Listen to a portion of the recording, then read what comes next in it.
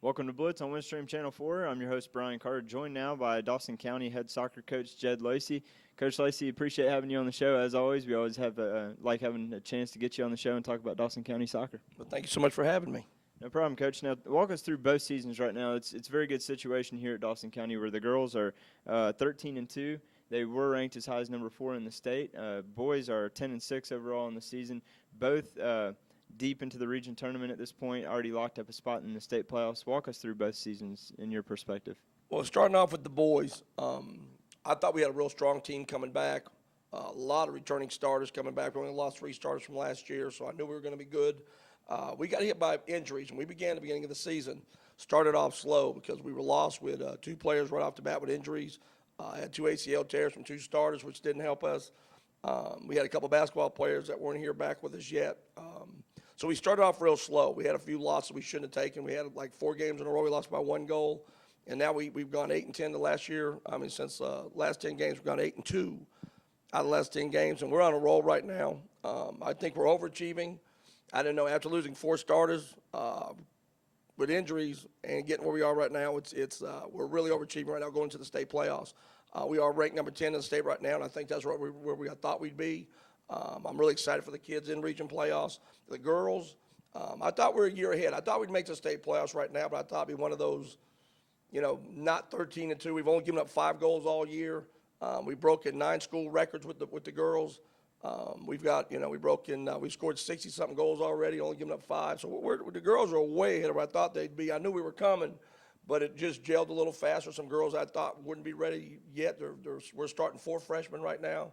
They're playing way ahead of schedule, so I'm amazed. I knew the girls were coming. I just didn't think they'd be here already. I thought we were 1 year out, but we're here now. So I think we're one of the best teams in the region. I think tonight we play Jackson County in the semifinals, and I think we're the 2 best teams in the region right now, and I think the winner of this game will take all. So it's going to be an exciting game tonight, but that's what I think it is. Yeah, it was good. Interesting you said that, though, about the girls being ahead of where you thought they were and the boys, being able to overcome those injuries, because I was going to ask you about your expectations coming into the year. But another thing is, like you said, you cycle through players year to year, and you brought back a lot of starters for the boys. But what was the feel like with both teams, boys and girls, with the group coming into the season chemistry-wise? How well-knit is this group on both sides? Well, that has a lot to do with it, soccer, the bonding of the players. This team trains together. The boys and girls, we train together. We don't blend them up. And actually, it's not just how the boys get along and the girls get along. There's a lot of places I've been, girls and boys programs don't even get along at all. These teams push each other. We went through conditioning.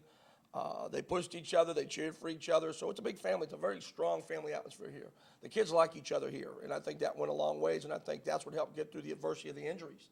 They knew they had to pull together and suck it up, and they all came together, and they played as one heartbeat, and they just are very close. They just work, and they enjoy passing, they enjoy playing together, they enjoy just beating other girls together and guys together, so it's fun. It's fun. They really like each other a lot. Who are some of the players who really have stepped up in your mind this year on both sides, girls and boys, that maybe you didn't expect coming into this season would be as big playmakers as they turned out to be? Well, the 2 kids you're going to talk to later on in this show, you got Stanton Rogers, who when Cody Hall went down, who was the heart and soul of this team, Stanton stepped up and took over his position, basically. He's the captain of the team. And then Emily Stowers, who's been the heart and soul of the team for 2 years. So they really stepped up. They're leaders. We have Taylor Bennett, who's a freshman from the outside mid. She's done a great job. We had McKay Shibley, broke the school record as a freshman. She's got 18 goals this year. We have Anella Melton. She's a freshman. She stepped up. Jade Perry. We got a lot of young kids. These kids have stepped up and gone completely overachieved what we are. And I think a lot of it helped because of the leadership of the kids we've had between like Brittany Duffy and, like I said, Emily Stowers. And they've done strong leadership on the girls' side and the boys' side. It was, Cody Hall's hurt, but he's still a leader. He's like one of my coaches now. So he works with us, and he works with some of the players on the field. And we had, as a freshman, we have the Lund brothers. Brandon Lund's done real good at forward. We got 2 brothers starting at the top, and they're both leading scorers on the team. They're tied. So we've had some young players step up, you know what I mean, and they've done real well. So. Now, last question for you, and then we'll get you off the hot seat. But talk about the stepping stones for this program in the last couple of years. You've made strong pushes for region titles, making state playoffs, being state ranked, and all that. Where's that heading for the Dawson County soccer program? Well, when I got here 5 years ago, we had a dream. And, this was one of the worst programs in the state. It was bad. They had separate uniforms, no warm-ups, no bags. They never had a winning season. And we put a game plan together, and we knew within 5 years we'd have a chance to win state. This is my 5th year, so I don't know what's going to happen, but we're right on pace. We've never had a losing season here with the boys. We've won at least 10 games every single year. We've gone to state for the last 5 years, and it's just going to keep getting better and better. I mean, we got a soccer club came in town, which helps us now coming out of Cumming. It's really stepped up. The kids are playing year-round soccer now, which is a big thing. And the girls, we had them last year. The year before I took them over, they scored 14 goals the whole season. Last year they scored 35. Now we're over 60. So, I mean, the program's just leaps and bounds stepping up. It helps because the kids are playing year-round now. There's a lot of athletes up here, and the system works we run. But the kids believe in the system. They're hungry. They want to win. And it's just going to grow and grow. And I think, especially on the girls' side, what's coming with the girls' side is going to be incredible this year. And in the future, it's almost scary with this girls' program. There's no stopping the girls. I think guys are more luck.